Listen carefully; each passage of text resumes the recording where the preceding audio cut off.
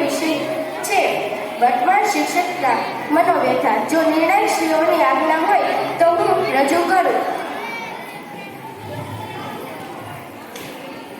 બહુ મોડું થઈ ગયું. ચાલ ઝટ વર્ગમાં જાઓ, નહીતર આચાર્ય સાહેબ તો ગુસ્સે થશે.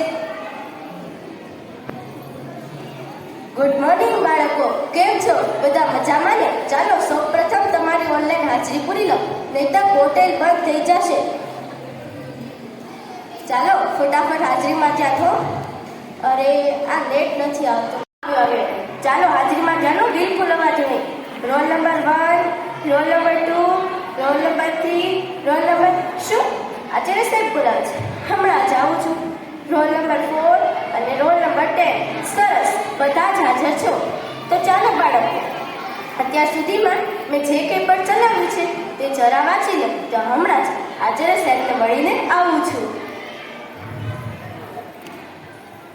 આચાર્ય સાહેબને મારું શું કામ હશે? ચાલો જઈને જ પૂછી લો. જી સાહેબ, આપે મને બોલાવી, મારું શું કામ હતું? શું અત્યારે જ એકમ કસોટી લેવાની છે? સાહેબ, પણ સાહેબ મારી વાત તો સાંભળો. છેલ્લા 3 દિવસ ત્યાં હું તાલીમમાં ગઈ હતી, 1 દિવસ કલા મહાકુંભમાં ગઈ હતી, 1 દિવસ રજામાં હતી. મારે હજી 2 પ્રકરણ ચલાવવાના બાકી છે. સાહેબ, બાળકો એકમ કસોટી કેવી રીતે લખશે? પણ સાહેબ, સારું સાહેબ, ફરજિયાત છે. સારું સાહેબ, હું એકમ કસોટી લઈ લઉં છું.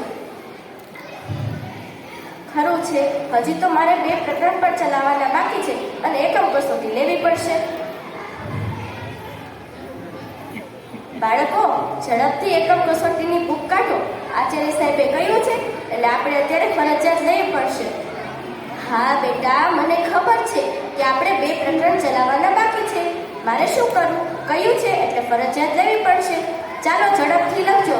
આ પ્રશ્ન નંબર 1, આ પ્રશ્ન નંબર 2, આ પ્રશ્ન નંબર 3. શું? આચાર્ય બોલાવે, હમણાં જ આવું છું. આ પ્રશ્ન નંબર 4, આ પ્રશ્ન નંબર 5. બાળકો ઝડપથી લખજો. હું હમણાં જ આચાર્ય સાહેબને મળી આવું છું. મારું ફરીથી શું કામ પડ્યું છે? નક્કી કંઈક કામ હશે તે. જી સાહેબ, આપે મને બોલાવી. શું કામ હતું મારું? શું સાહેબ? અત્યારે જ આખી શાળાની રમત ઉત્સવ માટે 100% રજીસ્ટ્રેશન કરવાનું છે. સાહેબ, સિલેક્શન વગર હું 1 દિવસમાં કેવી રીતે રજીસ્ટ્રેશન કરું? પણ સાહેબ, સોમવારે કરું તો નહીં ચાલે. શું? અધિકારી સાહેબનો પણ હતો. આજે છેલ્લો દિવસ છે એટલે ફરજિયાત કરવું પડશે. સાહેબ, પણ સારું સાહેબ, હું મારાથી બનતો પ્રયત્ન કરું છું. જો આજે રાતે રજીસ્ટ્રેશન થઈ જશે તો એન્ટ્રી મોકલી દઈશ.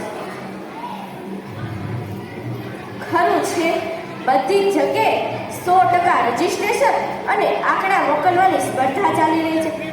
તે કોર્સને રેવે મૂકીને. અરે, મને તો ભૂલાઈ જ ગયું. સોમવારે મારે કલા મહાકુંભમાં જવાનું છે અને મંગળવારે મારે વિજ્ઞાન મેળામાં જવાનું છે. બુધવારે મારે બાળ પ્રતિભા શોધ સ્પર્ધામાં જવાનું છે અને ગુરુવારે તો મારે સીએલ મૂકીને બાને દવાખાને લઈ જવાના છે. વધ્યો એક શુક્રવારમાં મારે ગણિતના 4 પ્રકરણ ચલાવવાના બાકી છે. 4 પ્રકરણ, અને તે એક સાથે. અને શનિવારે તો પાછી એકમ કસોટી આવીને ઊભી રહી જશે અને ઓલી વખતની એકમ કસોટી ચલાવવાની બાકી છે. શું કરવું મારે તો? કોક વાર તો એમ થાય છે કે આ શિક્ષકની નોકરી જ મૂકી દો. આ શિક્ષકની નોકરી તો છે ને મારા અંદરના શિક્ષકોને જ મારી નાખશે. આ કોક વાર તો મને એમ થાય છે કે છે ને આ નોકરી મૂકીને ઘરે બેઠું રહેવું સારું. પણ ના, હું હારીશ નહીં. હું છે ને ગમે એ રીતે હું મારી સ્ત્રીની જવાબદારી અને શિક્ષકની જવાબદારીને નિભાવીને જ રહીશ. જય હિન્દ, અસ્તુ.